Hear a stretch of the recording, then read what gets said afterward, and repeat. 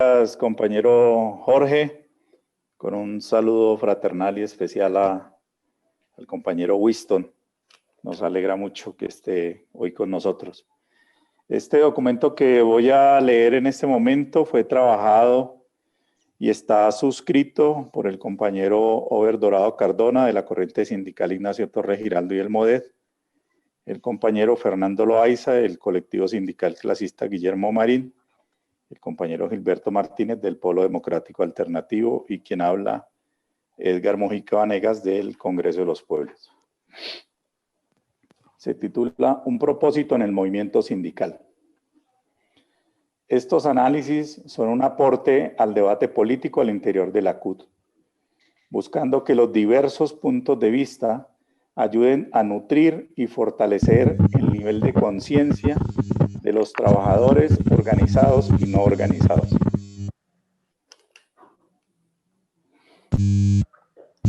Debemos resaltar que ha sido acertado que la CUT haya tomado la decisión de ser oposición al gobierno de Iván Duque y sus políticas. De igual manera que en 2019 se haya convocado un espacio unitario e impulsado desde ese escenario el paro nacional de 2019. Es fundamental seguir en ese esfuerzo de ruta unitaria y organizativa. Un mundo en disputa.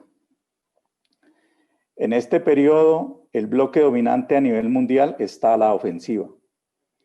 Sin lugar a dudas, vivimos uno de los momentos más duros de la historia de la humanidad. El ciclo que se cierra se caracteriza por una confluencia de crisis económica, social, ambiental y sanitaria, que en síntesis se denomina crisis civilizatoria, en la que el modelo impuesto no logra resolver los problemas de la humanidad. Por el contrario, devela mayor pobreza, desigualdad y exclusión social. Esto se pone en evidencia con mayor fuerza en la coyuntura del COVID-19. Hay tensiones y una disputa de poder en el bloque hegemónico entre Estados Unidos, Rusia, China y Alemania, pero no se avisora una apuesta por el cambio. La disputa se centra en quién y hacia dónde se conduce el destino de la humanidad, basado en las mismas lógicas, enfoques y modelos.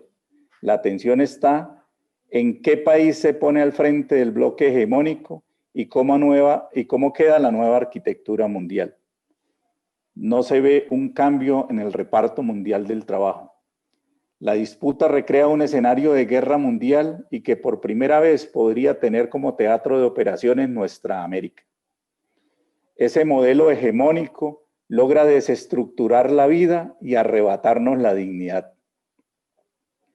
Frente a ese escenario, los trabajadores, movimientos sociales y pueblos del mundo debemos apostar desde nuestro acumulado, buscando un cambio en la correlación de fuerzas. Esto nos obliga a continuar al alza en la lucha social, la construcción de una propuesta política propia, nacida del movimiento social y político, que dé cuenta de las luchas históricas y buscando una acción política y de masas de carácter global que confronte al capital y logre desestructurarlo en la vía de cambios de fondo. En tiempos de incertidumbre y muerte, es necesario brindar certezas y esperanzas desde la dirigencia sindical, social y política del bloque popular. Se avisora un cambio de época. No podemos dejar el destino de la humanidad y de toda forma de vida en manos del bloque dominante. Colombia, crisis de democracia y avances de dictadura. En Colombia estamos ante una democracia fallida. Esto lo afirmamos porque este modelo de democracia no nos garantiza la vida ni los derechos fundamentales como la salud, el trabajo y la educación digna. Prueba de ello son las 60 masacres de este año y la larga lista de asesinatos de líderes sociales y compañeros firmantes del acuerdo de paz y la profundización de la violación de los derechos humanos. A esto se suma el aumento de la pobreza, la exclusión y el desempleo. un régimen con características fascistas y un gobierno que tiene la firme decisión de avanzar hacia una dictadura, como lo vemos en la intención de decretar un estado de excepción para limitar derechos como el de protesta social y atacar la separación de poderes, limitando la actuación de las altas cortes. Este gobierno basa su actuación en la corrupción, el paramilitarismo, evidentes vínculos con el narcotráfico y el terrorismo de Estado para mantenerse en el poder. La posibilidad de construir un país en paz fue pisoteada por Duque, incumpliendo los acuerdos de La Habana y no dando continuidad a los diálogos con el Ejército de Liberación Nacional. El país se desangra y se consume en una crisis social y económica sin antecedentes. Dicha crisis es multidimensional, sanitaria, ambiental, política, social y su núcleo económico. A la situación del país en el 21 de noviembre de 2019 lo caracterizamos con una condición de situación de gran avance de la lucha de masas con brotes insurreccionales por las características del movimiento de protesta, la condición del régimen, del Estado y del gobierno de Duque. En los meses de diciembre de 2019 y sobre todo en los 2 primeros meses de 2020, se trabajó para recobrar el nivel de lucha de las masas en fin de año. Sin embargo, llega la pandemia del COVID-19, los confinamientos y cuarentenas sobre la población subsumieron, pero no acabaron los sentimientos e intereses de las masas populares.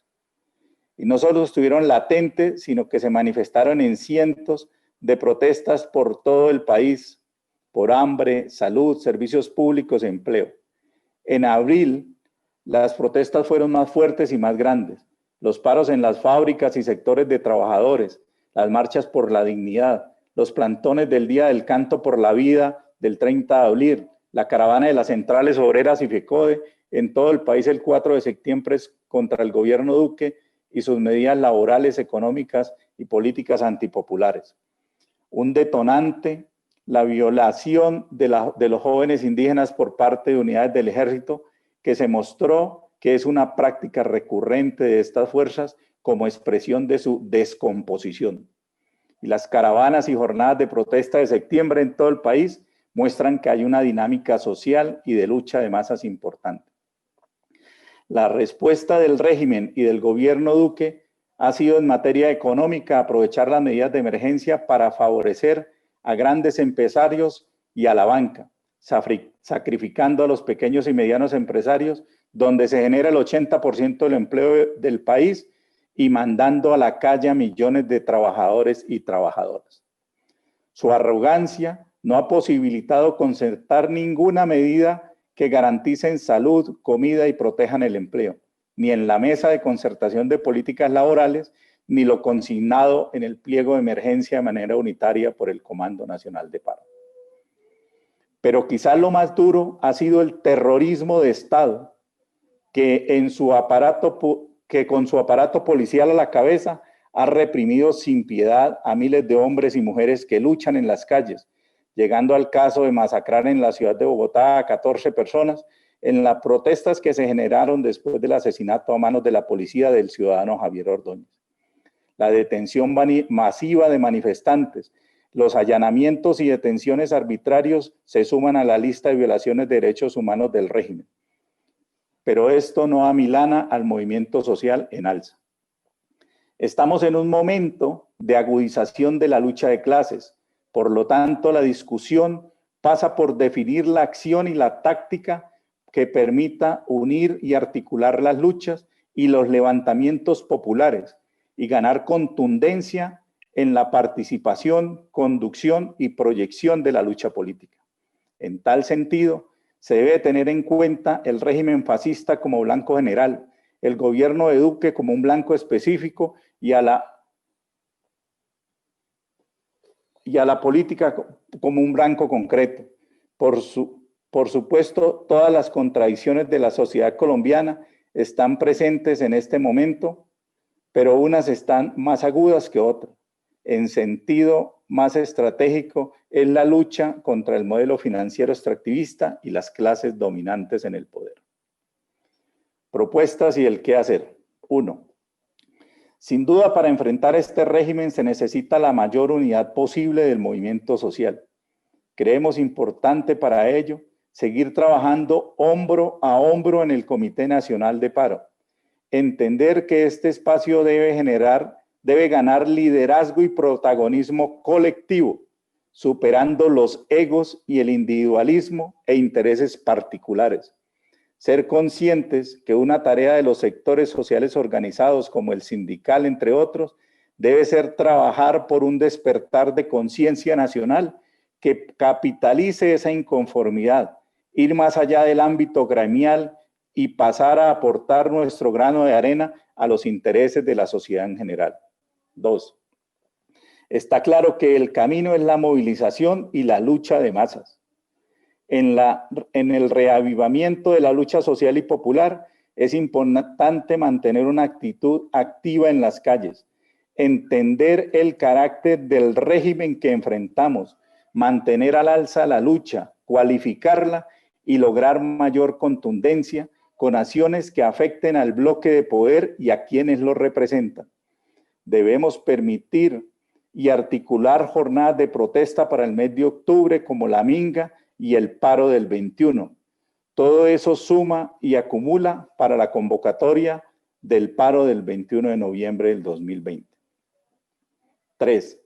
Denunciar el terrorismo de Estado y las múltiples violaciones de derechos humanos por parte de la fuerza pública. Esto se debe hacer en un escenario internacional exigiendo castigo a los culpables y garantías a la protesta social y libertad para los líderes sociales detenidos. 4. Ser gobierno y ser poder. Sin lugar a dudas, una tarea es seguir deslegitimando y debilitando a este gobierno. Como la democracia está en crisis, es tarea importante trabajar por un gobierno de transición que nos garantice la democracia, ponga al centro la vida y garantice los derechos fundamentales, retornándonos la dignidad. Eso es posible en una gran convergencia nacional entre partidos de izquierda, progresistas y movimientos sociales, donde nuestros pliegos históricos nutran el plan de gobierno que debe trabajar en superar el escenario de recesión económica. La CUT debe aportar en el proceso de esa alianza estratégica con el movimiento social y popular. Esto es un propósito del movimiento sindical. Suscriben el presente documento Edgar Mojica, Over Dorado, Fernando Loaiza y Gilberto Martínez. Gracias, compañero Jorge.